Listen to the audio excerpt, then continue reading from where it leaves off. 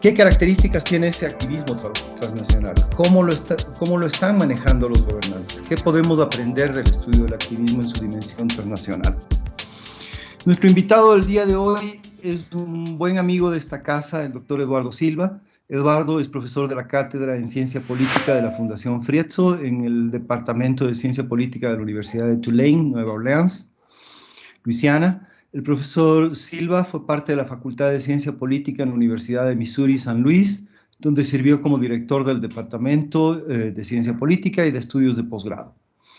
Eduardo tiene una extensa trayectoria de investigación y publicación en economía política y sociología política latinoamericanas, estudios que abarcan un amplio número de casos: Chile, Costa Rica, México, los países andinos y Argentina.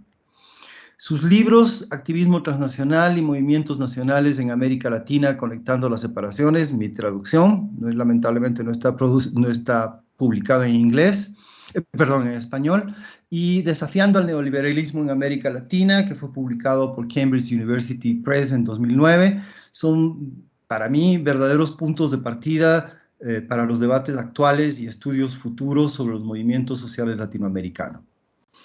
Sus contribuciones al campo de la economía política latinoamericana han ayudado a conformar el diálogo contemporáneo en esta área de estudios, no solo gracias a sus trabajos sobre las organizaciones empresariales en Chile y América Latina, sino también por el rol clave que tuvo en fundar y animar el desarrollo de la Red para el Estudio de la Economía Política de América Latina, REPAL.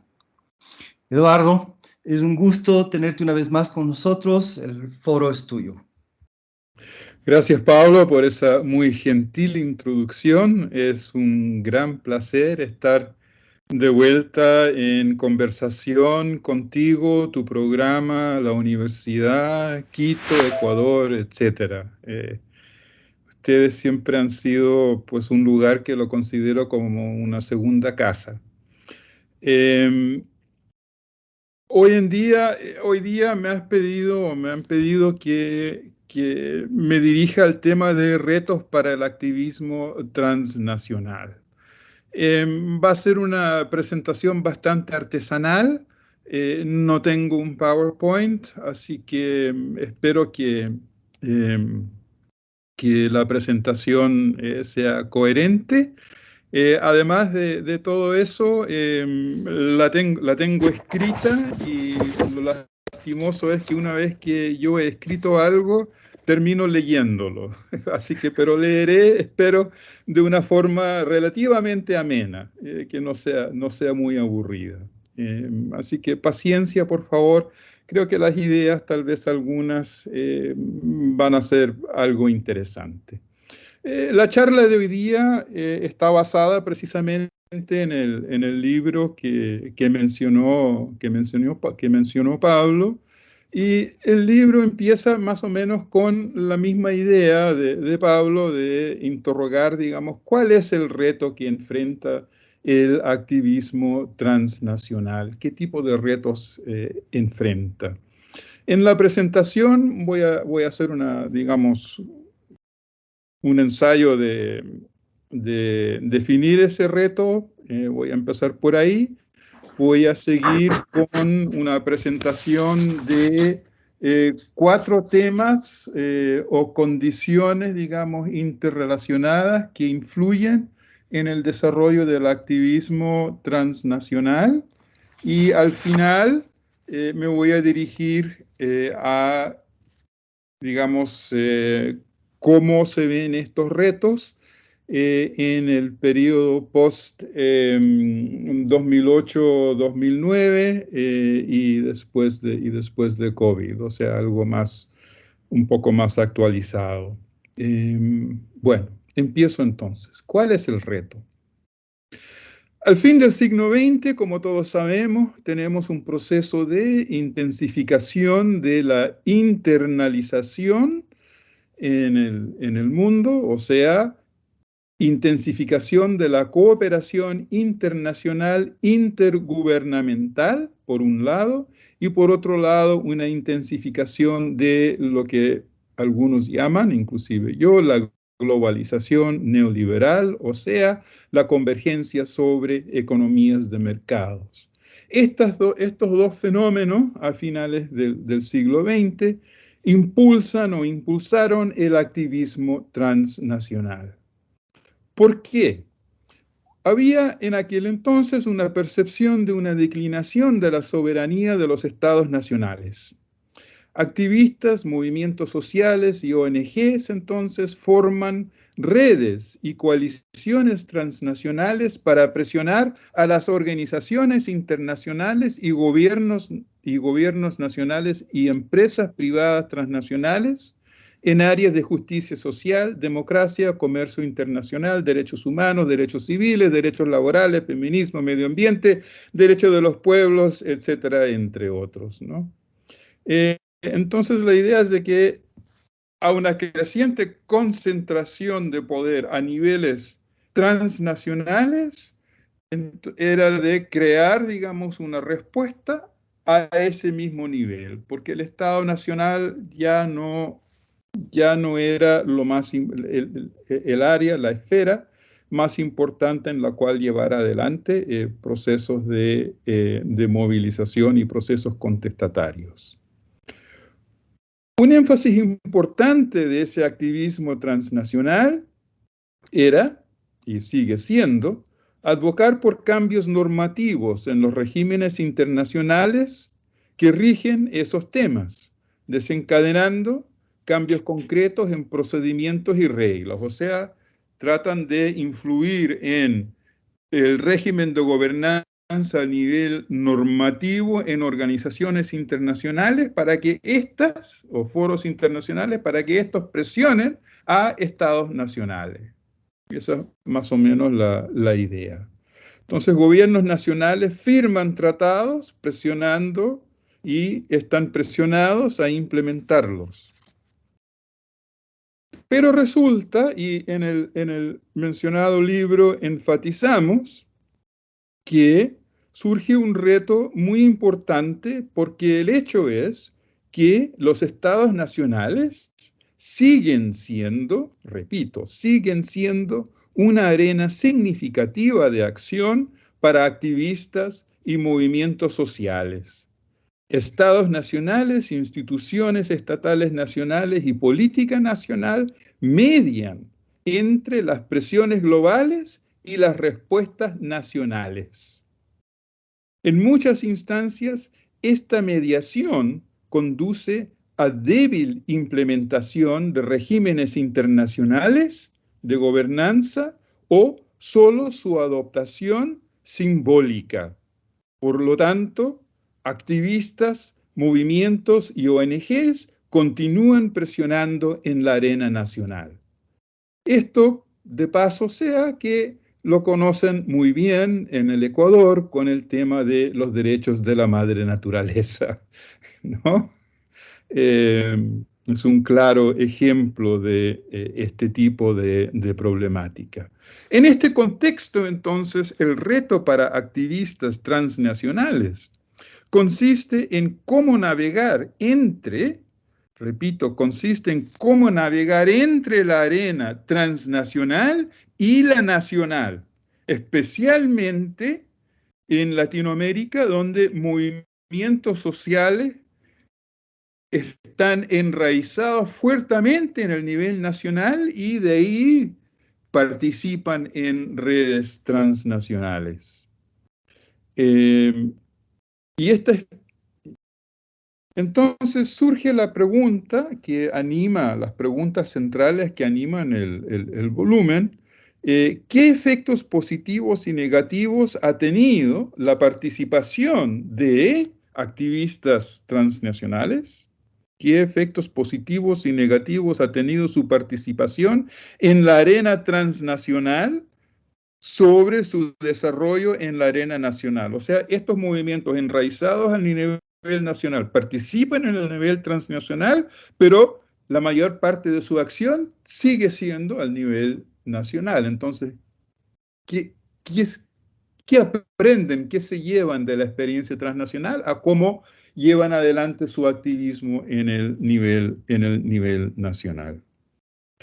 Esa es una de las preguntas. De ahí surge entonces, nos preguntamos si existían o existen procesos de adaptación o de difusión del encuadre de la problemática, de cómo se formula la problemática, si hay una transferencia de estrategias, de tácticas, de repertorios de acción que impulsan, digamos, la agenda nacional de contestataria.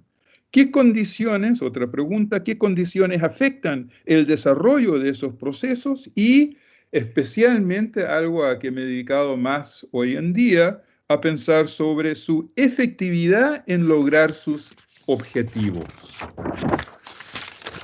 Ese es el reto. ¿Cómo navegar? ¿Cómo estos activistas transnacionales enraizados en el nivel nacional, que participan al nivel transnacional, cómo manejan estas dos dimensiones en su activismo para lograr sus objetivos, o por lo menos acercarse y darle chance a sus objetivos? En el desarrollo de esta temática, entonces, de intentar abordar estas preguntas, exploramos 4 temas. Yo, pensándolo para esta exposición, pienso mejor quizás que son 4 condiciones interrelacionadas que influyen en el desarrollo del activismo transnacional. Las voy a desarrollar uno por uno, pero las voy a mencionar estas 4 dimensiones ahora primero y después las voy a desarrollar.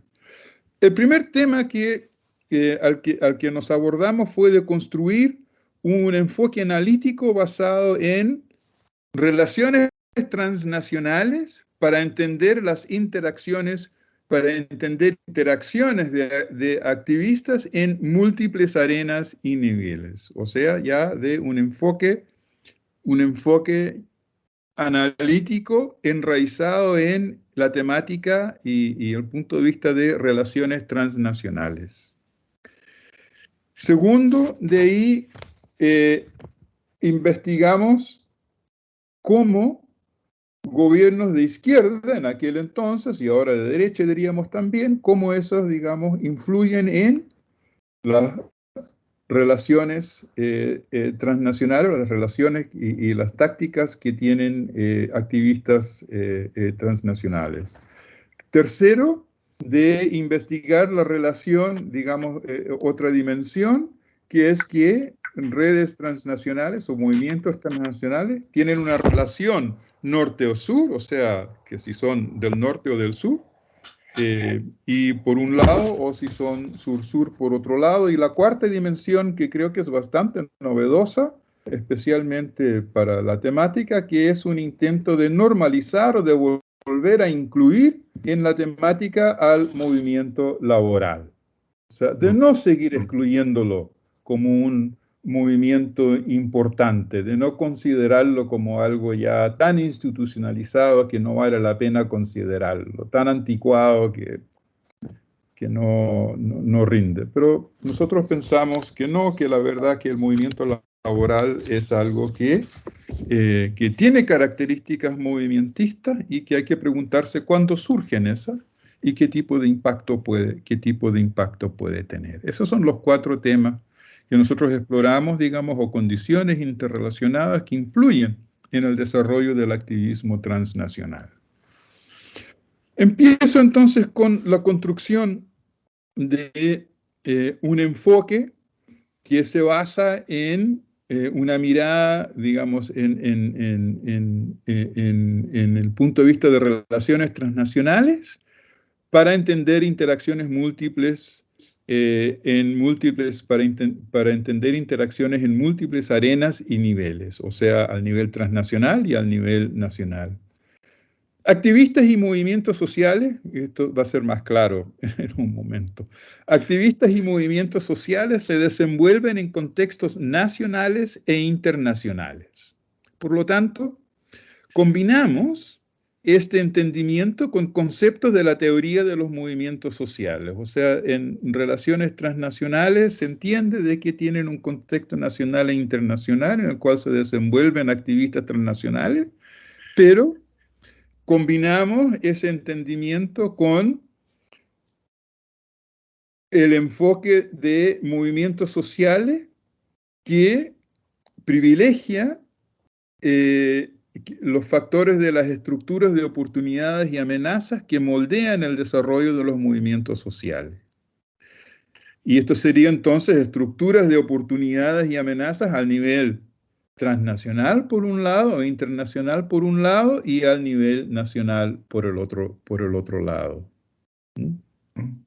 Sin embargo, también estamos muy conscientes de que estos factores no son determinantes, o sea, estos factores estructurales, si uno quiere, no son determinantes, que mucho depende de cómo los actores perciben estas estructuras y sus posibilidades. Las estructuras de oportunidades y amenazas, y esto es importante, de oportunidades y amenazas, varían por región, por tema, y a través del tiempo, y están mediatizadas por mecanismos cognitivos de los actores propiamente tal y cómo ellos los perciben. Empezamos por la parte estructural, que en general estas estructuras pueden ser más abiertas a activistas y movimientos sociales. Si son más abiertas son oportunidades, o pueden ser más cerradas. Por lo tanto, ofrecen amenazas. De esta simple idea, nosotros, digamos, nos quedamos con las siguientes expectativas frente a esto. Primero, si las estructuras de oportunidades están cerradas al nivel nacional, pero más abiertas a nivel internacional, los incentivos para activistas son de movilizar a nivel internacional.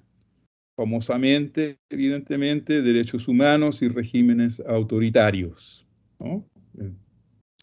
Donde durante los regímenes autoritarios, entonces, activistas se vuelcan al ámbito internacional en derechos humanos para tratar de presionar a los gobiernos autoritarios, de no ser tan duros. Este es el famoso libro de Keki Seeking, de Transnational Advocacy. Y viceversa, segundo, ¿sí? Cerrado el nivel internacional, pero más abierto el nivel nacional, uno esperaría que activistas estarían más activos al nivel nacional. Esto podría ser el tema del libre comercio, por ejemplo, bajo gobiernos de izquierda, que la presión es más alta al nivel nacional. Tercera combinación es de que si ambos, el nivel internacional y el nivel nacional, son relativamente favorables, o sea, relativamente abiertos a activistas buscando cambios, uno esperaría estrategias de acción institucional y de presión de protesta. ¿Ya? O sea que frente a la apertura es posible trabajar con las instituciones por un lado, pero a ambos niveles, pero por otro lado también de presionarlos a través de protesta también, y de llevar ambas estrategias.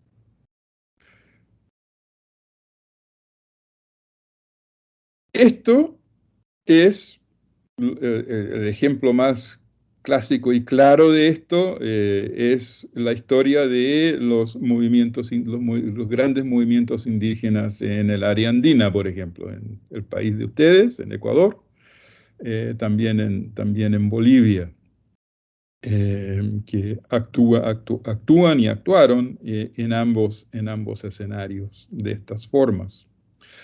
La cuarta combinación es que si el nivel internacional y el nivel nacional están cerrados a los intereses y acción de los activistas, uno esperaría ausencia de acción contestataria, o sea, no hay ningún incentivo para ser contestatario, pero a través de la evidencia está clara, y yo creo que ustedes estarían ya inmediatamente pensando, bueno, eso no es cierto. En muchos casos, lo que sucede es lo contrario, que aumenta la protesta. aumenta el deseo de tratar de cambiar las cosas, en vez de solamente dejarse dominar. En general, estas expectativas a este nivel tan grueso, más o menos, digamos, resultan de esa forma, aparte del punto número 4, que si ambas son cerrados, uno esperaría ausencia de acción contestataria, porque no fue así. El efecto boomerang, como que aquí sí que argumentan que es el primer caso, si las estructuras de oportunidades y amenazas están cerradas al nivel nacional, pero más abiertas al nivel internacional, es algo bien sabido, bien demostrado. La otra esperanza, la otra expectativa que uno tiene es de que estas estructuras cambiantes de oportunidades y amenazas a múltiples niveles tiene un impacto en, esto ya es a nivel de las estrategias que tienen los activistas propiamente tal, no solamente de dónde van a actuar, sino de cómo actúan. O sea, sus estrategias de coaliciones, sus estrategias y tácticas de acción, la forma en que formulan la problemática frente al público que desean impresionar. Pero como dije al principio, estas condiciones objetivas no son determinantes. También queda claro de nuestro estudio y de muchos otros estudios de cómo los actores perciben estas oportunidades y amenazas es crucial. Por lo tanto, factores cognitivos median entre condiciones objetivas y acción. En nuestro libro tenemos ejemplos de esto, donde muchas veces sabemos que esto está sucediendo cuando hay discusiones muy fuertes entre diferentes, digamos, organizaciones que son partes de una red transnacional que está operando quizás al nivel nacional sobre, bueno, ¿en qué situación estamos? ¿Qué hacemos frente a la situación actual? ¿Es realmente una amenaza del tamaño que ustedes que se propone? ¿Es una oportunidad? ¿Es esta realmente una oportunidad para digamos, qué sé yo, hay un cambio de gobierno? ¿Es se terminó la WTO, la WTO? ¿Es esta una oportunidad para tratar de conectar con autoridades, con el sistema político, o eso nos deja abierto a la cooptación y todo lo demás, y lo mejor es irnos por nuestro lado y crear nuestro propio mundo como nosotros lo vemos? Es mejor no seguir en esto sencillamente, dedicarnos a otra cosa. ¿Qué hacemos frente a esto? Algunas redes se desarman frente a tensiones internas en tratar de entender, digamos, cuál es la estrategia óptima. Otros pueden adaptarse y pueden seguir.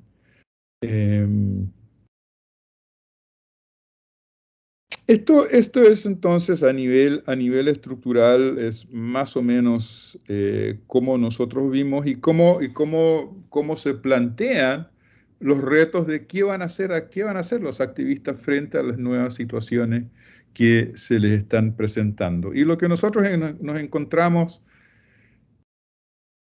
muy a menudo es de que los resultados son mixtos. Algunas veces encuadran con las expectativas, otras veces realmente hay factores contingentes o contingencias por factores cognitivos o por otro factor que llevan a otro tipo de resultado en términos de estrategia táctica o resultados que movimientos pueden haber tenido. Entonces, la fluidez misma del fenómeno es algo que es bastante difícil de desentrañar, o por lo menos de decir cómo hay reglas generales de cómo van a ser las cosas.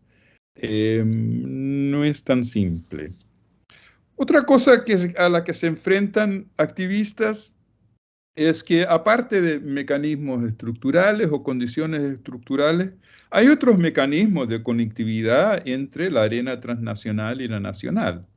Una de ellas, que la desarrolló Taro con algunos compañeros, era la idea de brokerage o la idea de correaje, es decir, los mecanismos que acercan o juntan a dos actores que pues no han estado en contacto unos con otros, de alguna forma tienen que contactarse.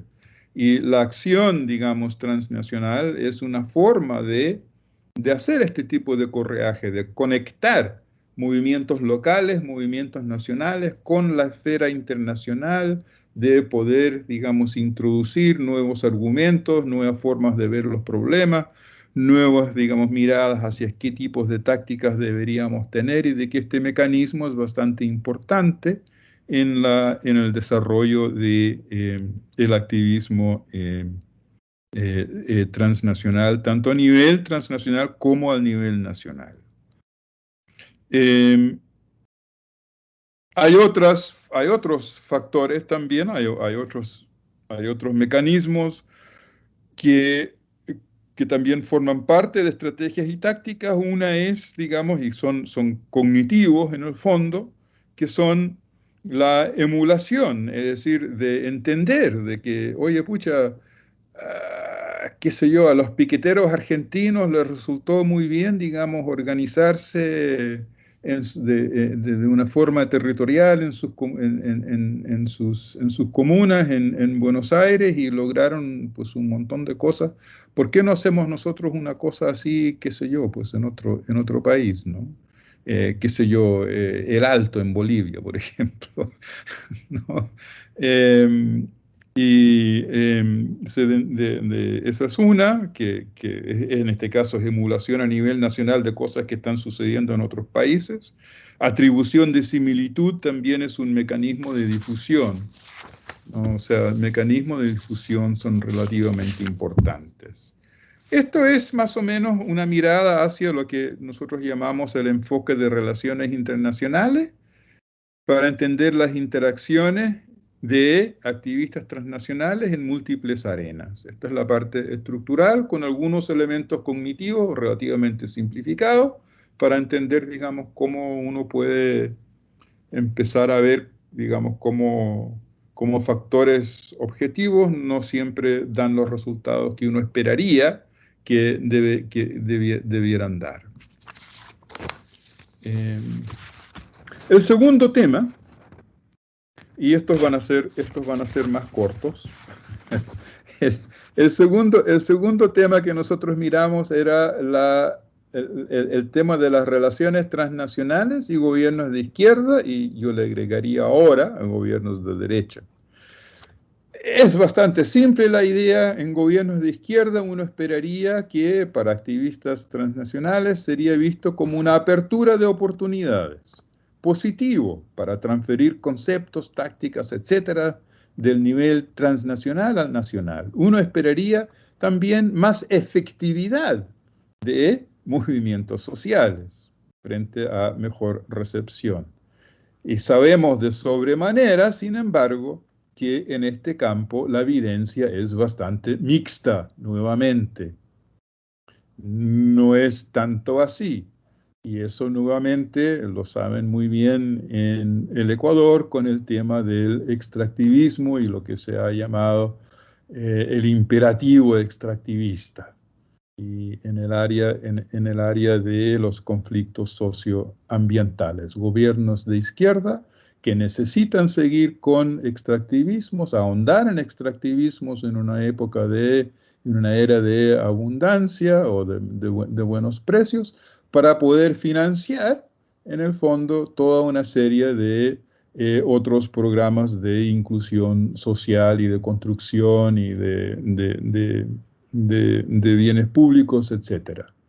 Pero los que pagan el pato, entonces, como se dice en Chile, son digamos, las comunidades locales y los demás que quedan sobrepasados. Y esto es otra demostración también de que para cada uno de estos temas, mucho depende del tipo de temática a la cual nos estamos dirigiendo. Si uno estuviese trabajando sobre el tema de la desigualdad, pucha, tal vez no fue tan malo el asunto de los gobiernos de izquierda. Por otro lado, nuevamente, si es el tema del extractivismo, bueno, les fue bastante mal. Y se vieron relativamente reprimidos, etcétera, ¿no? En gobiernos de derecha, que es más actual ahora, que es definitivamente, digamos, un contexto más cerrado, uno esperaría menos efectividad de movimientos a nivel nacional. Pero esto también es relativamente mixto. Uno esperaría que fuera así, pero no todo de lo poco que se logró construir ha sido desmantelado. Por lo tanto, siguen existiendo oportunidades en ese sentido, mecanismos para poder seguir defendiendo, digamos, o los derechos humanos, o los derechos de comunidades, o los derechos laborales de alguna forma, etc. El tercer tema en que vimos, digamos el reto, el dilema para los activistas transnacionales es la relación, si la relación de las organizaciones y los activistas es una relación de actores que vienen del norte, o sea, el norte desarrollado, el mundo del desarrollo, que vienen a organizar digamos, organizaciones del sur que se acoplan a ellos. Y en este caso, uno espera que uno, digamos, intuye, y muchas veces es así, que las relaciones entre organizaciones del norte con organizaciones del sur tienden a ser más jerárquicas, con los del norte dominando porque tienen más recursos, y por lo tanto termina habiendo en muchas instancias una cierta tensión entre los movimientos del sur y del norte, o sea, son coaliciones, aliados en una situación que a veces es difícil. Pero no siempre es así. Nuevamente, resultados mixtos. A veces el apoyo externo es muy positivo en lograr resultados positivos y a veces no. Por ejemplo, en el libro nuestro estuvimos viendo a movimientos laborales en México, en distintas industrias, y en una donde había un apoyo de una organización laboral que apoyó muy fuerte, de una forma muy consistente, de una forma persistente a través del tiempo, con recursos, con conocimiento, con herramientas organizativas. En ese caso, lograron, o sea, los de esa industria, creo que era una industria textil, lograron, digamos, algunos de sus objetivos en materia de mejoramiento de condiciones y pago y de pago. Pasando de ahí, en algunos otros casos, donde habían en otras compañías e industrias, vieron el resultado positivo que tuvo, digamos, este movimiento laboral en conseguir un mejoramiento. Y ellos pensaron, pucha, si nosotros hacemos lo mismo, o sea, atribución de similitud, ¿no? Si nosotros hacemos lo mismo, también lo vamos a lograr nosotros. Pero no tuvieron las mismas herramientas o los mismos recursos, tanto organizativos como cognitivos, como, digamos, intervención directa de una organización laboral que venía del norte, que sabe hablar de cara a cara con la gerencia, no tuvieron esos beneficios y por lo tanto ellos no pudieron lograr sus objetivos. Uno espera que cuando las relaciones son sur-sur, o sea, cuando las relaciones transnacionales son entre organizaciones del sur con otras organizaciones del sur, que estas van a ser más armónicas, de cooperación, que habrá más solidaridad y transferencia positiva de experiencia y efectividad. En general, nosotros encontramos que se sustenta esa expectativa, pero no siempre tampoco. Nuevamente, esa misma idea depende, siempre hay contingencias. Un movimiento puede mantener líneas de acción completamente separadas, por ejemplo, que es el caso de los piqueteros que argumenta Federico Rossi en ese volumen, que actuaron de una forma al nivel transnacional y actuaron de una forma completamente distinta e independiente al nivel nacional. Argumentamos bastante fuerte el cuarto tema para la normalización del movimiento laboral. Ya hablé algo sobre eso, pero lo que vemos es de que ¿y por qué? Porque frente a la globalización neoliberal, realmente resurgen amenazas muy fuertes al movimiento laboral que los vuelve nuevamente y los transforma nuevamente a su dimensión movimentista. Entonces no hay como motivo para excluirlos y uno espera que haya más protesta a nivel nacional que incluye al movimiento laboral. Y esto se ha visto muchas veces en muchos países. Ya. Eso es más o menos lo que vimos nosotros. Entonces, ¿cuál es el problema? ¿Qué tipos de estrategias, qué tipos de expectativas, qué tipos de coaliciones van a formar activistas transnacionales para operar en el nivel transnacional y para transformar eso en acción al nivel nacional, para cambiar las condiciones al nivel nacional? Y nosotros pensamos que estas 4 dimensiones son dimensiones a explorar que influyen fuertemente en ese proceso. Termino entonces con una breve reflexión sobre la cambiante estructura transnacional más actual y su impacto en el activismo transnacional del 2008 al presente. Está claro que al nivel transnacional, que el impacto del proceso de globalización neoliberal es algo que ha menguado algo. Ya la organización, la World Trade Organization ya no es capaz de dar la pauta en toda la gobernanza internacional de qué es lo que va a ser el intercambio comercial. Los estados se están imponiendo nuevamente con digamos, y establecer sus propias políticas de intercambio comercial, especialmente los que son más potencias más grandes. Por lo tanto, eso es algo que ha ido decayendo. Por lo tanto, todo lo que tenía que ver con la propagación de tratados de libre comercio es algo que está mucho más apagado desde el año 2005 en adelante. Esto lleva a preguntas sobre qué pasa con el cambio de giro de movimientos transnacionales al decaer la amenaza.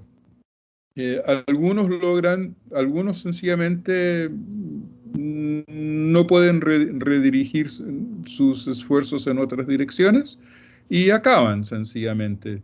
Otros, como el movimiento antiminero en El Salvador, logran reorientar sus actividades.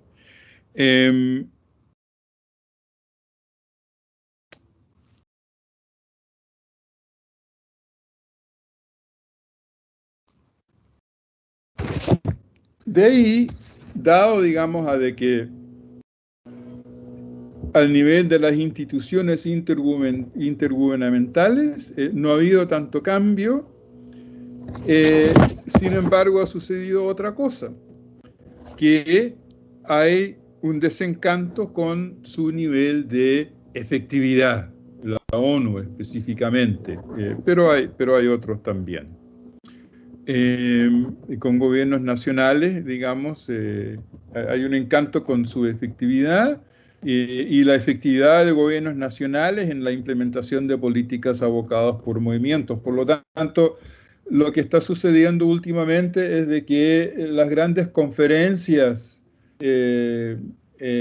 organizadas a través de los diferentes temas que desarrolla la ONU, por ejemplo, ya no son como un área para conversar o para formar relaciones con la institucionalidad, sino que es más bien una instancia para utilizar la conferencia como una oportunidad para reunir y discutir, para que se reúnan los activistas propiamente tal y sus organizaciones, para discutir, digamos, el enmarcado de la problemática, la formulación de la problemática y de salir con algunas recomendaciones y estrategias de acción en común. O sea, son como un nódulo de encuentro, pero no entre ellos, más que un encuentro con las autoridades.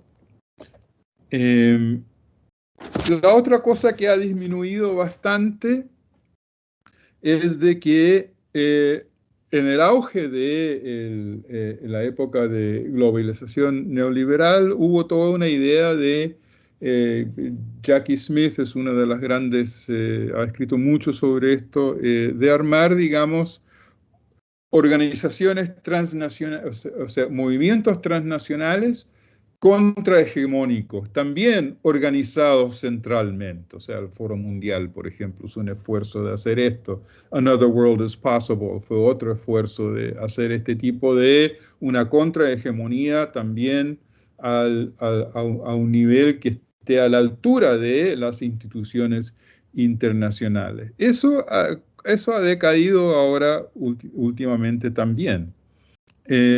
Y ahora, digamos, activistas transnacionales están más en la línea de utilizar sus reuniones y sus puntos de encuentro para armar coaliciones, para armar alianzas, para enfatizar mecanismos de difusión directos e indirectos, para ponerse más o menos de acuerdo en cuál es el contorno de la problemática, en qué consiste la problemática. Estos han sido algunos cambios que hemos visto. Otros cambios que hemos visto últimamente en cómo activistas transnacionales plantean lo que deben hacer frente a estos cambios al nivel transnacional específicamente, es que también ha cambiado el blanco. El blanco ahora para muchas organizaciones y activistas ya no es, bueno, ya lo dije una vez, no es la organización internacional a la que hay que cambiar cómo opera, no es el Estado Nacional tampoco, porque el Estado Nacional, bueno, pues propone políticas que son inefectivas, que no se implementan, por lo tanto es una pérdida de tiempo, digamos, tratar de hacer cambios a través de ello. Y esto implica entonces nuevos tipos de blancos. Por lo tanto, ¿qué tipos de blanco es? Bueno, directo a compañías. Es decir, acción directa contra y en función a cambiar prácticas de gobernanza privada. ¿Qué es esto? Es el mundo y el ámbito de la responsabilidad social corporativa de las compañías, ¿no? Eso es uno ir ya directamente al sector privado y a ver si uno puede hacer cambios ahí. Hay nuevas tácticas también. Las nuevas tácticas son, bueno, ya no de cambiar, qué sé yo, legislación, etcétera, sino de utilizar sistemas judiciales en estrategias y tácticas especialmente para poder influir en la implementación de políticas que son vistas como favorables. Y esto se ve altamente en el tema de los extractivos, por ejemplo, la judicialización de los procesos de protesta. Toda la temática de la utilización de la consulta previa informada para proteger los derechos de los pueblos indígenas, por ejemplo. Entonces, para resumir, que los cambios de estructura de oportunidades a nivel nacional también refuerzan estas direcciones a estos nuevos blancos, a estas nuevas formas de actuar, que tiene que ver con el retorno de los gobiernos de derecha, o sea, que se cierra más el entorno de oportunidades a nivel nacional. Nuevamente, el Estado no va a servir porque ya el Estado está en contra de los intereses de estos activistas de todas maneras, por lo tanto, refuerza el vuelco a nuevos blancos y tácticas, ya que los gobiernos no van a cooperar. Por último, también hay que preguntarse si está muerto el tema de la contrahegemonía, o sea, de utilizar los espacios transnacionales y también el espacio de organización a nivel nacional como un instrumento para armar contrahegemonía a, qué sé yo, al capitalismo, a la sociedad de mercado, a hábitos de consumo, a lo que se entiende bajo el modelo vigente de desarrollo, etcétera, ¿no? Yo en un principio había pensado que yo esperaría de que sí ha caído bastante, digamos, ese tipo de afán. Pero en hacer una consulta muy rápida de literatura para esta charla, me di cuenta de que no, que esa idea sigue viva, especialmente en algunos de los exponentes originales, me refiero a Jackie Smith de nuevo, que ella se dirigió directamente a este tema en un artículo bastante reciente, en la que ella argumenta que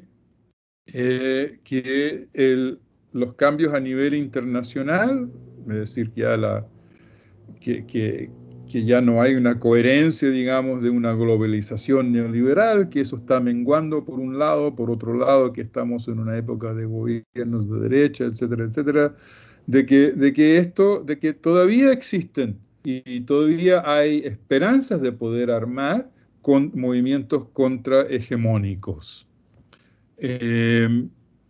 ¿Por qué?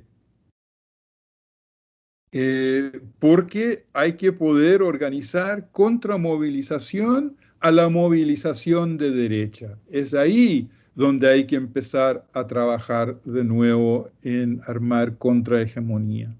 ¿Cómo uno confronta a cómo actores económicos y como actores políticos conservadores han esgrimido toda una serie de estrategias y tácticas para la desertificación, ¿no? Para deslegitimizar, si uno quiere decirlo de otra forma, a lo que es,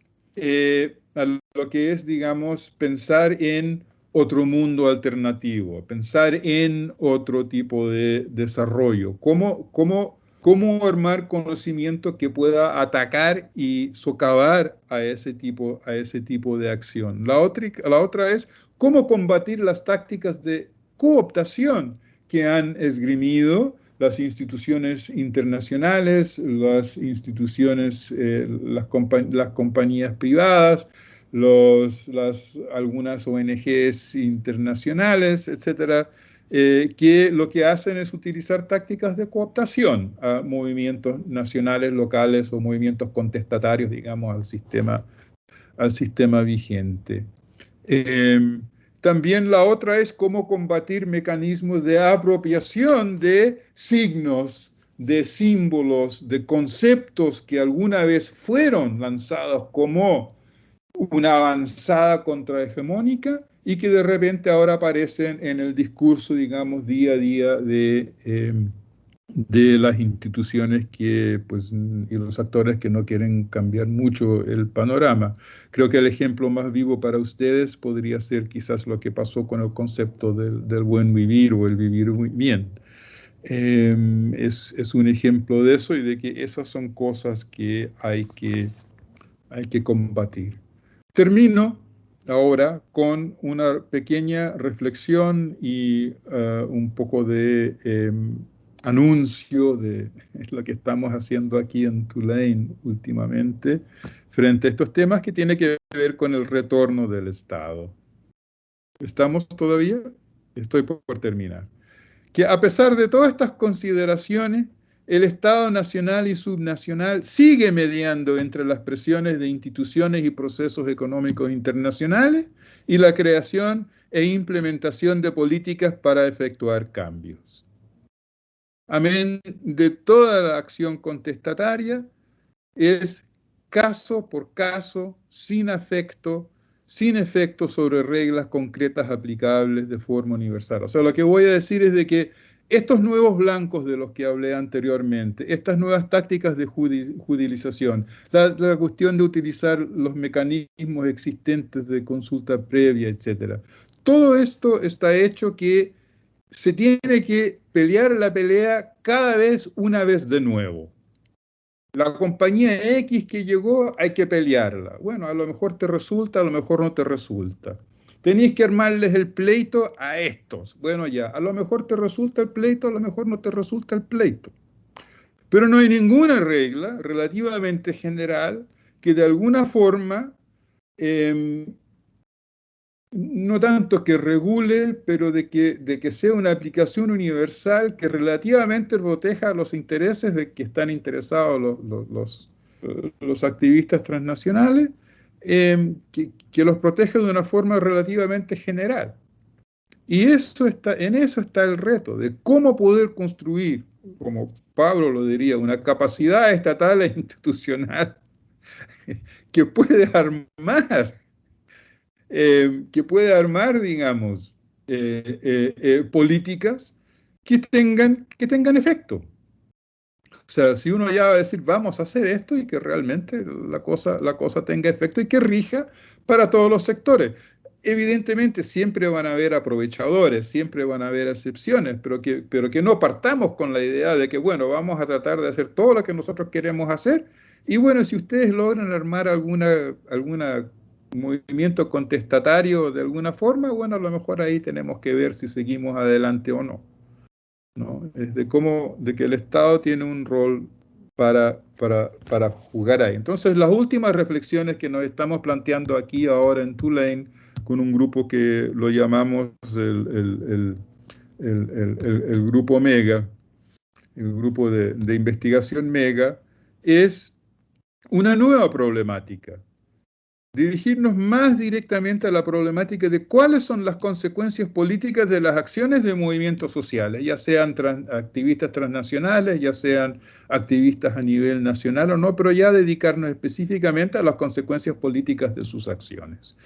Un poquito menos sobre cómo se forman, cómo se arman, qué tipos de estrategias utilizan, cuáles son mejor, cuáles nos resultan tantos resultados y pensar más concretamente bajo qué condiciones realmente pueden tener consecuencias en política pública o de bienes comunes. Si uno de los problemas, entonces últimamente nos estamos abordando el tema, si uno de los problemas es la implementación de políticas existentes, hay muchos textos en los que dicen abiertamente, mira, hay leyes, lo que pasa es que no se cumplen, lo que pasa es que son malas, lo que pasa es que no se implementan, etc. Nosotros estamos pensando en que hay que pensar entonces qué pueden hacer, qué actividad pueden tener activistas para mejorar implementación de lo que existe, para que sea más efectiva. Y ahí lo último es ¿cuáles son las palancas? Pregunta de nuevo, ¿cuáles son? Y no tenemos respuesta. ¿Cuáles son las palancas que mueven a los tomadores de decisiones a actuar sobre las demandas de los activistas y los sectores que ellos representan? ¿Cuáles son los puntos de presión? ¿No? ¿Cómo pueden influir activistas transnacionales en mover esas palancas. No es que ellos pueden resolver todo, movimientos sociales no pueden resolver todo, tienen limitaciones, pero tienen un rol que jugar también. Y la cosa es tratar de encontrar qué tipo de rol. Nosotros presentamos 4 tipos de roles, o sea, cuatro avenidas de investigación. Una es una forma quizás de hacerlo, y no son ni siquiera hipótesis a probar, sino que son líneas de investigación. Uno le saca más provecho cultivar experticia técnica para penetrar policy networks. Es el policy network realmente a través de la cual uno puede mover a los tomadores de decisiones, de pertenecer a ellos y de trabajar dentro de ellos. ¿O bajo qué condiciones eso sería beneficioso? Es necesario, segundo, necesario fortalecer conexiones con el mundo político. Reforzamos esas conexiones, pero, y este es el gran pero, entendiendo bien que para que eso funcione tenemos que entender el cálculo de costos y beneficios para los tomadores de decisiones, de pues tomar decisiones favorables. El mundo político, este es el supuesto, está operando bajo un sistema de cálculo de costos y beneficios de pues escuchar a los activistas, tomarlos en cuenta, hacer algo, responder de una forma positiva o no. ¿No es cierto? Entonces, la cosa es, bueno, ¿cómo le subimos los costos? ¿Quién les sube los costos? Y eso va a ser, nuevamente, no hay una fórmula, los costos serán diferentes en diferentes condiciones. Habría que afinar, otro punto, afinar conocimiento de cómo usar el sistema judicial. Tal vez esa es una avenida. ¿Por qué? De forma totalmente contraintuitiva, inclusive en países donde el sistema judicial parece ser pues, muy débil, muy enclenque, a veces arroja buenos resultados. Acabo de leer un caso en Guatemala sobre eso que me sorprende de sobremanera. Habría sido el último caso que yo hubiera esperado donde una apelación judicial frente a una mina, podría haber tenido, digamos, arrojado un resultado favorable para la comunidad. Pero sin embargo funcionó. Así que no hay que descartarlo. Y por último, y esto también es bastante importante, es aprender cómo moldear la opinión pública de una forma que incremente costos al mundo político. No solamente de armar opinión pública favorable, sino cómo armarla para que los políticos se den cuenta que, mira, si nosotros no le hacemos caso a esto, es un costo. Y es mejor transar un poco que pagar el costo entero. Y creo que el mundo y la forma, con todo lo que es pues el nuevo mundo de los medios sociales y todo lo demás, de que la forma en cómo se moldea opinión pública es distinta ahora de lo que fue anteriormente. Pero muchos aún, yo creo, manejan de alguna forma la idea que basta solamente con pues, hacer encuestas y tener alguna opinión pública, que eso va a hacer presión. Y parece que no, que el mundo ha cambiado, que eso no basta. Hay algunos escritos sobre eso. Y la quinta que nosotros no estamos trabajando, pero que se me ocurrió al presentar, y esto es lo último, es, bueno, supongamos que aún estamos interesados, algunos estén interesados en crear el mundo alternativo, ¿no? Que no le interesa, pues, formar una conexión con la política propiamente tal, que la forma es obviarla, crear el mundo que nos interesa, en el cual queremos vivir, ¿no? Cambiar cultura, patrones, etcétera, y que al hacer eso de una forma, pues, extendida, que socave, digamos, al sistema dominante operativo ahora, y no le va a quedar otro recurso a los tomadores de decisiones que sencillamente acoplarse de alguna forma a un cambio que ya es inevitable, que se les viene encima y se acoplan o mueren. Los tomadores de decisiones del sistema vigente. No mueren, digamos, mueren figurativamente. No. Oh, bueno. Esa es otra reflexión. Creo que hay algunos trabajando sobre eso. Todo eso supone que hay algún tipo de democracia por lo demás. Todo esto supone algo que se asemeja a un régimen democrático, de alguna forma. Bueno, con eso termino. Ha sido mucho más largo de lo que yo había esperado. Ojalá que no y les agradezco que hayan tenido tanta paciencia con esto. Ok, gracias, Eduardo. Súper interesante. Le recuerdo a las personas que están en la sala que nos envíen sus preguntas por el chat. El chat lo pueden ver ustedes mismos y por supuesto, nuestro invitado.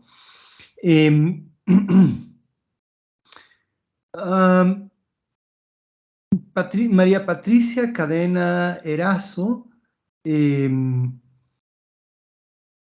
se pregunta ella dice que está investigando la red transnacional Judón Mariateguina, 1925-1930.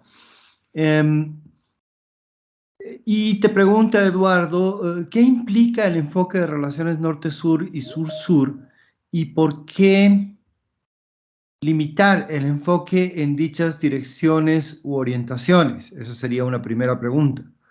Una segunda pregunta es, ¿cuál es el marco temporal de tu trabajo, de tu investigación, y si has considerado una perspectiva histórica para tu propuesta de investigación? Tercera pregunta, ¿qué material que hayas escrito, que tengas publicado al respecto, es de libre acceso por la web a fin de completar su revisión de literatura para la tesis? Finalmente, ¿cómo es posible comunicarse contigo para posibles consultas académicas o intercambios sobre el tema? Empecemos por estas cuatro preguntas. Patricia. Estoy viendo aquí esta María Patricia Cadena Serás. Sí, María Patricia Cadena Erazo.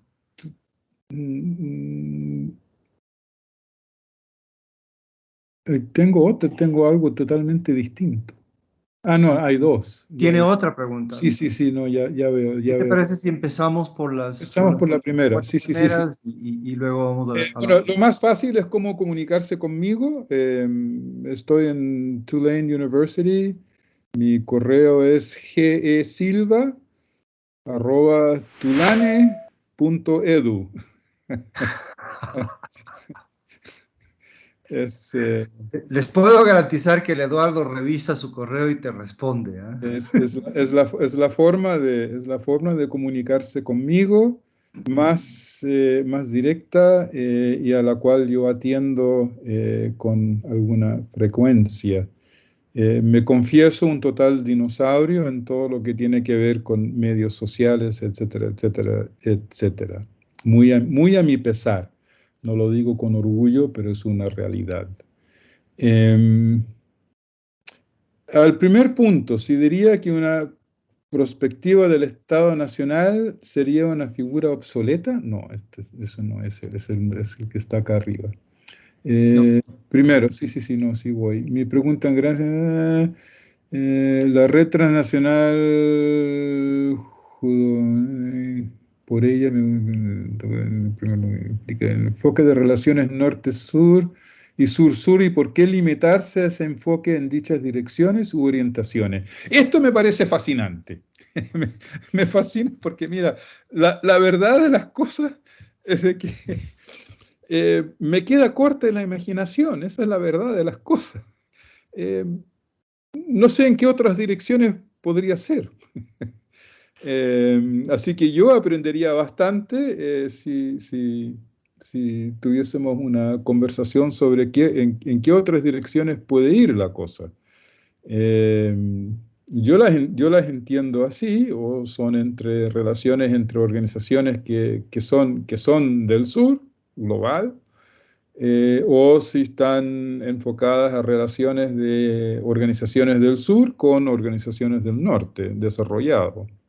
Son los dos patrones dominantes y no conozco ningún otro. Esa es la verdad de las cosas. Para el segundo punto, y estoy abierto a que hayan otros, por lo demás. En segundo lugar, ¿cuál es el marco temporal? El marco temporal es realmente desde más o menos fines de los años 80 hasta, para el trabajo mismo que cité, hasta más o menos por ahí, por el 2010, 2011, y las reflexiones finales que hice, bueno, intenté llevar algunos de esos temas hacia el presente. O sea, es relativamente reciente. No tiene un trasfondo histórico en ese sentido. Y sí he considerado la perspectiva histórica para esta propuesta nuestra. La verdad es que no la he considerado, más bien porque cuando tomamos el tema era precisamente la novedad de todo que llamaba la atención. Sin embargo, hay otros que sí han tomado en cuenta la dimensión histórica, no tanto en las características y los movimientos actuales de hoy día, sino más bien en el reconocimiento de que movimientos transnacionales no son cosas solamente de este momento, que sí los ha habido a través del tiempo. Creo que el libro de Tarop sobre el tema Transnational Activism, no sé cuánto, empieza más o menos con los movimientos de abolición de esclavitud, como primeros movimientos transnacionales. Evidentemente el movimiento feminista tiene una dimensión histórica muy fuerte también, y menciona algunos otros también. Así que no es cosa que antes no hayan existido, sino que es nomás de que estos que estamos discutiendo, que empezamos a discutir ahora, se consideran más nuevos nomás,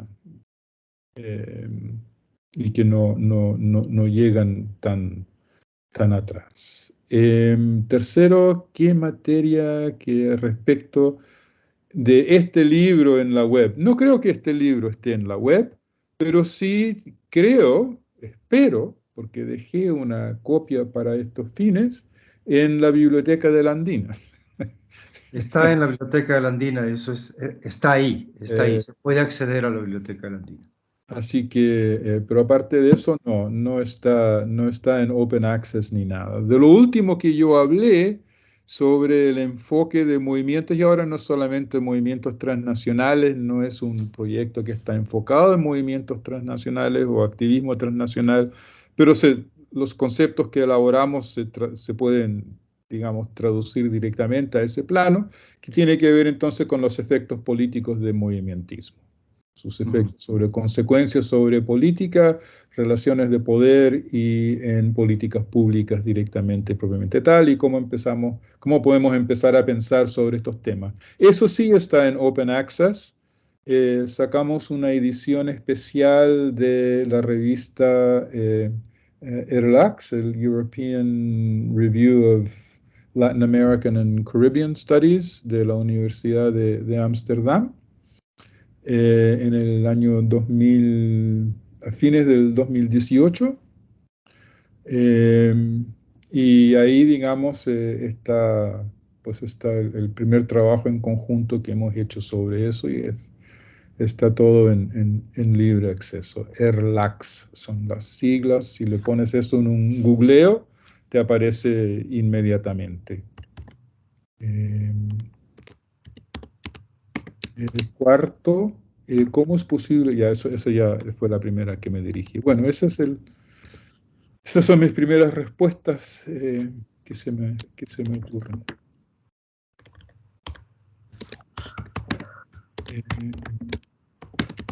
¿Estás haciendo, Pablo?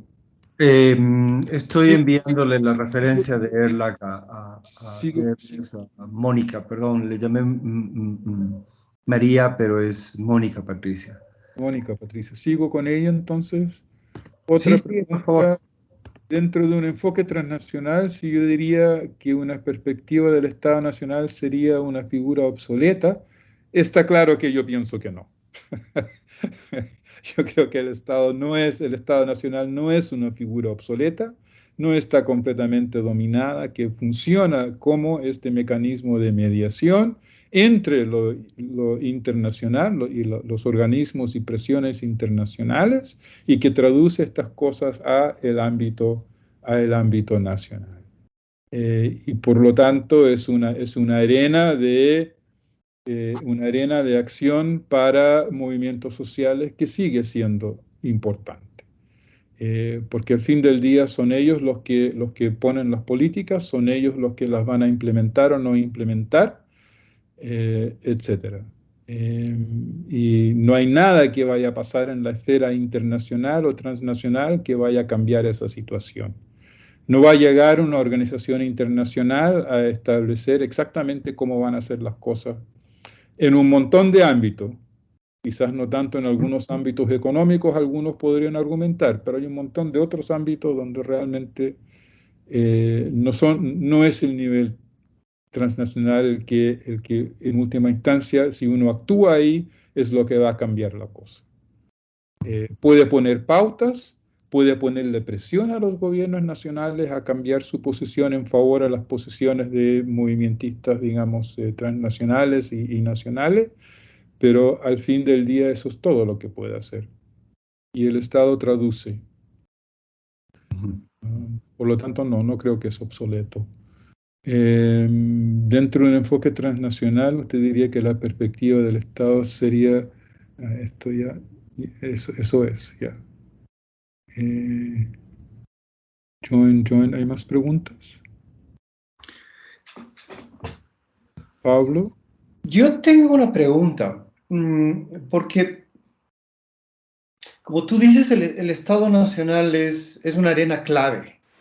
Eh, y en el retorno de las derechas al gobierno, a los gobiernos, es posible observar que no es solamente el control del gobierno, uno de los recursos de la derecha, no son solamente los poderes económicos que, por supuesto, están ahí desde siempre, sino también un nuevo tipo de organizaciones civiles que se disfrazan de alguna manera que adoptan, que cooptan la simbología, algunas de las estrategias de los movimientos sociales. No sé, eh, yo sé que tú no has trabajado directamente este asunto, pero digamos, desde tu aproximación experta, ¿cómo ves estas relaciones o estos nuevos actores en relación con, digamos, los movimientos contrahegemónicos de mujeres, el movimiento laboral, etcétera? sí. Em, difícil pregunta. En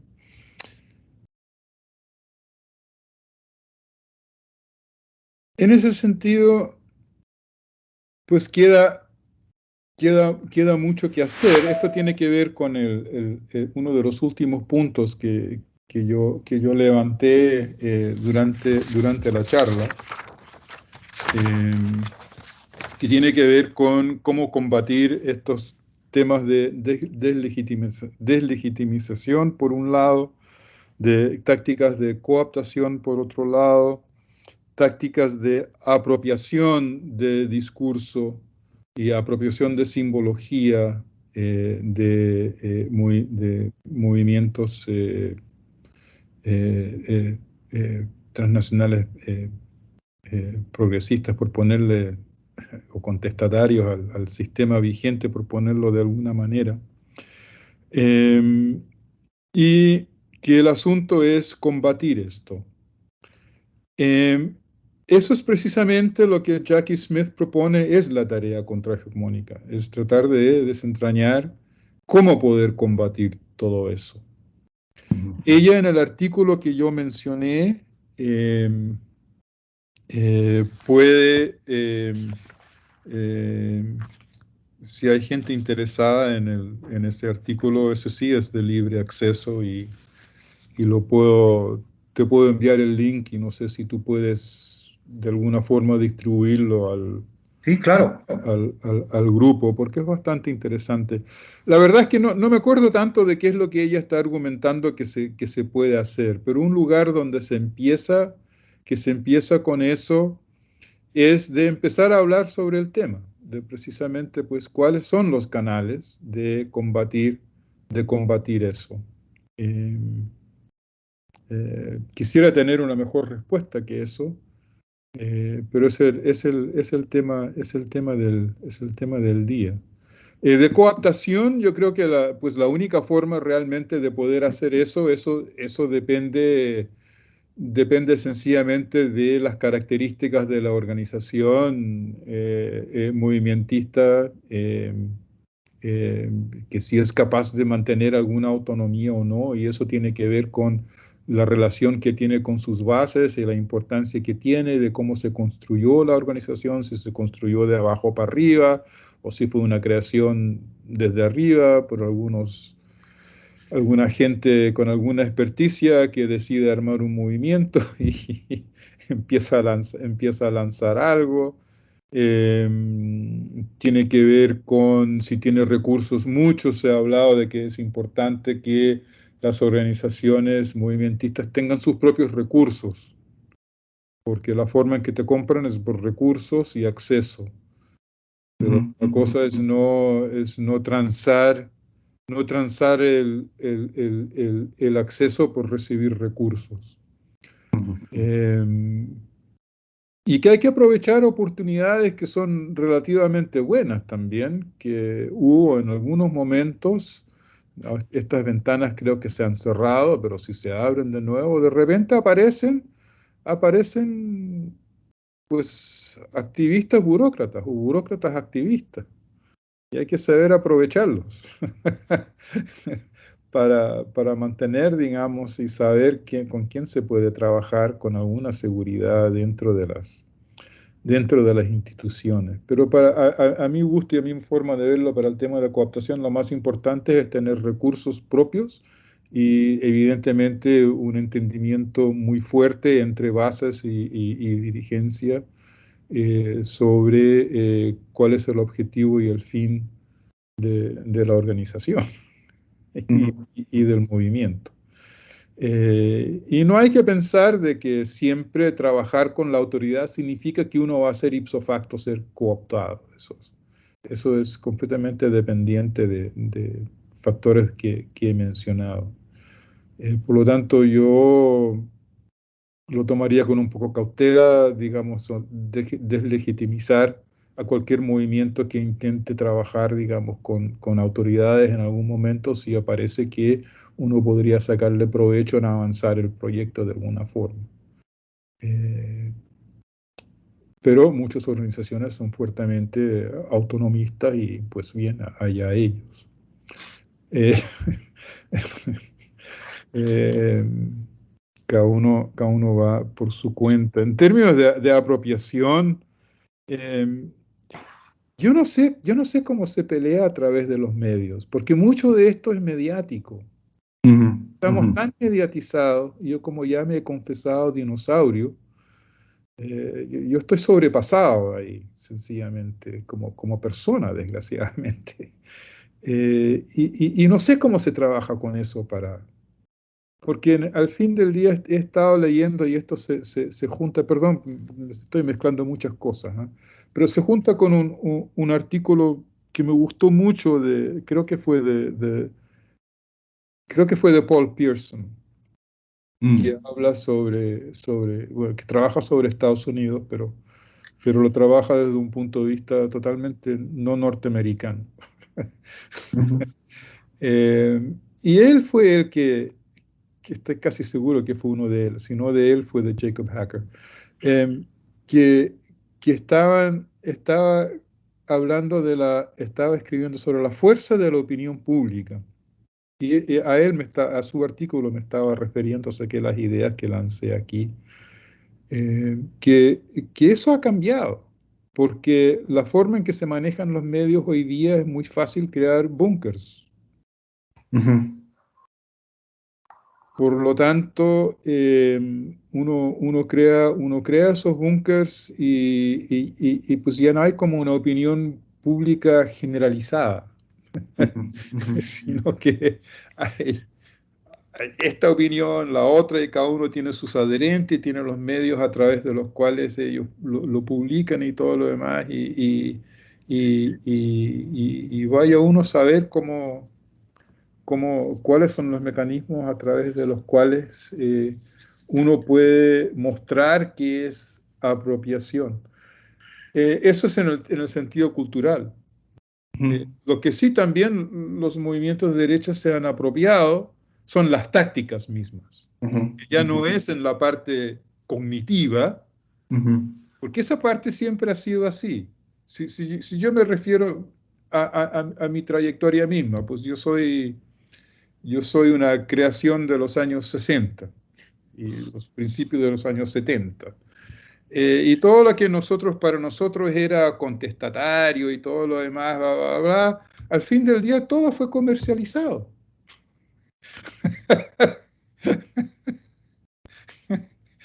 Se comercializó el amor, comercializó la droga, se comercializó, digamos, el modo de vestir, el tipo de pelo que uno llevaba, todo fue comercializado y pasó a ser parte del mainstream. Entonces es como que bueno, no hay ese proceso.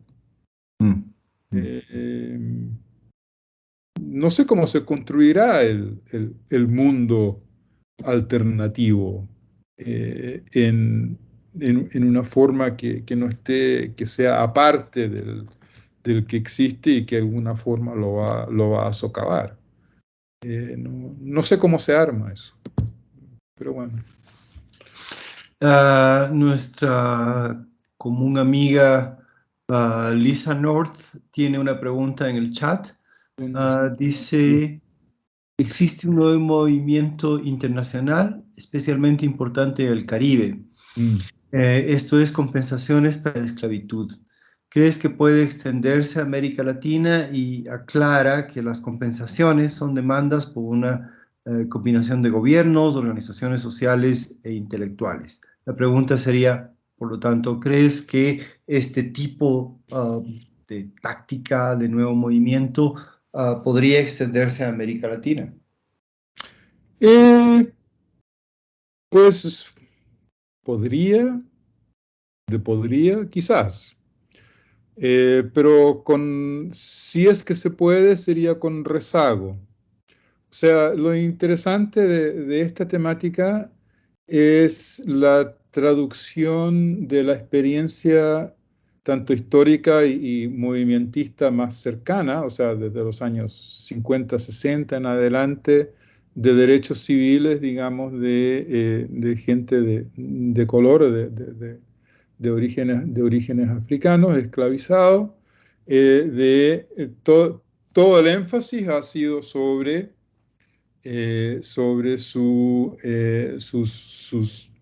pues, sus derechos humanos y civiles. Eh, Hay en Estados Unidos alguna conversación, y es una conversación nomás. No hay nada detrás de esto en términos de impulso en política todavía, de reparaciones, eh, en este caso monetarias, a los descendientes de esclavos, o sea, que pueden demostrar que tienen una línea, que tienen una ascendencia ya directa a gente esclavizada aquí en Estados Unidos. Esa es una conversación que recién ha empezado. Yo diría que dentro de todo lo que está pasando en Estados Unidos, yo sé que tu pregunta es sobre Latinoamérica, yo voy ahí, pero en Estados Unidos yo creo que esto va a quedar en conversación nomás frente a todo lo que está sucediendo. Lo interesante para América Latina es de que lo afro Nuevamente, yo soy una creación de los años 60, principios de los 70, así que para mí, en mi entorno, y especialmente viniendo de Chile, lo afro como que era una cosa muy, muy lejana. Eh, pero desde los años 90 en adelante, especialmente, como producto de parte de esta globalización neoliberal, es la parte liberal del neoliberalismo en lo social, que fue de promover derechos. Ujú, ujú. Aparte de todo lo que hicieron, digamos, en la parte económica, donde había una sola vía, un solo camino, en términos de derechos, pues era de promover derechos de todo tipo de, qué sé yo, mujeres, indígenas y entre ellos también afros. Y empezó en ese sentido entonces que, que de volver, digamos, pero en todas estas, aparte de Brasil, afro es una población relativamente minoritaria, pero aparece con más fuerza y hay ahora muchos más libros que estudian ese proceso y hay mucha más organización también. Eh, yo diría que en el Caribe, mi primera impresión, tú Lisa seguramente sabes mucho más sobre esto que yo, pero mi impresión sería de que aparece eh, el tema de compensaciones para esclavitud. Sí, yo no he escuchado nada sobre esto, pero si realmente es algo que se está introduciendo en el área de discusiones sobre política pública, propiamente tal, sería porque en el Caribe la esclavitud fue específicamente y muy fuerte en el sector, digamos, de, de gente viniendo de África, o si no directamente de África, que los importaron entonces de Brasil. Se los trajeron a Brasil y Brasil importaba más esclavos que de los que a Estados Unidos y al Caribe de lo que se trajo de África, después directamente a esos países. Eh, Así que yo diría que es como el peso demográfico y el contorno de la importancia de plantaciones directamente en áreas que son ahora estados-naciones relativamente pequeñas o que eran colonias relativamente pequeñas, que el peso es suficiente ahí para poder empezar a hablar sobre el tema y quizás introducir el tema de compensaciones, porque creo que es mucho más claro, mucho más nítido y mucho más fuerte el tema de la esclavitud ahí de lo que es el tema de la esclavitud en el resto de Latinoamérica, especialmente Sudamérica, que es lo que yo conozco mejor que cualquier otra cosa. No sé cómo sería en México o cómo sería en Centroamérica. Eh, Donde lo afro no es tan extendido, nuevamente a pesar, con la con la excepción de Brasil, y donde para la mayoría de Sudamérica el tema más bien con indígenas, porque si alguien fue relativamente esclavizado, extensivamente fue ese sector. Por lo tanto, por ejemplo, en Chile se está hablando sobre reparaciones para naciones indígenas, eh, habitantes de naciones indígenas, no es con afro. Pero el tema de reparaciones en sí, en la medida que el mundo político esté seriamente metido con el tema de descolonización, o sea, que donde ese tema realmente se ha metido con alguna seriedad en discusiones de política pública, y no creo que sean muchos los países donde haya sucedido eso, eh, ahí es posible empezar a hablar sobre reparaciones. Eso sería Ok. mi respuesta vaga sobre el tema. Lisa sugiere que a lo mejor en Colombia y Venezuela hay ventanas de oportunidad para hacer este tipo de... Pero eso Podría es, ser. es un asunto completamente empírico y bien difícil de predecir en este momento. Eh, en la antesala bromeábamos con Eduardo sobre tiempo de esta conferencia y veo que excedimos lo que es normalmente el tiempo de nuestra conferencia, lo cual me parece bien, porque ha sido una conferencia una charla que ha sido muy buena, exquisita en ciertos momentos. Yo la he disfrutado mucho, de lo que he visto en el chat también los que han asistido la han disfrutado. Así es que quiero agradecerte, Eduardo.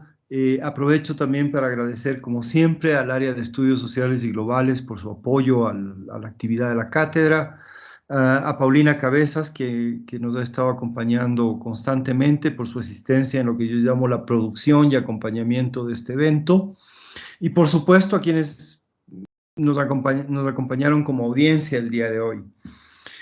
Para aquellas personas que no pudieron asistir a la charla o que quieran volver a verla, estará disponible en el sitio web de la Cátedra de Integración Germánico Salgado. También va a estar en el canal de YouTube de la Universidad la grabación, y en el canal de Facebook del área de Estudios Sociales y Globales. Finalmente, quiero invitarles a todos, a todas, a la siguiente conversación de este ciclo, cuyo tema será el reto de la adaptación al cambio climático, a cargo del profesor Arturo Villavicencio, colega del área de Estudios Sociales y Globales. Buenas noches, que tengan un buen resto de fin de la noche, y espero verlos pronto, en un mes más o menos, en la siguiente conversación que vamos a tener. Gracias. Buenas noches. Bueno, gracias a ti, Pablo, por invitarme.